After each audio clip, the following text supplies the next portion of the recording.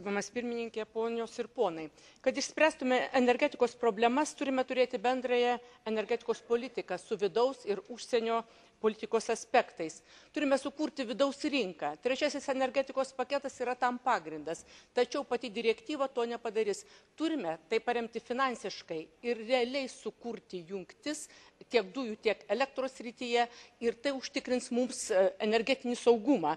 Išorės aspektas. ES kaip PPO turi kalbėti vienu balsu. Komisija turi turėti galę dėrėtis dėl energetikos kainų. Ne kiekviena valstybė atskirai, o kaip vienas didelis pasaulio rinkos dalyvis mes galime kalbėti apie kainas.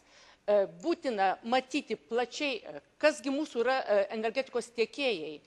Ar mes netiesime dujotekių, kurie potencialiai neturės dujų, kaip yra įtarimai dėl Nord Stream? Ar mes matome Arktį, kuri yra potencialus energetikos šaltinis?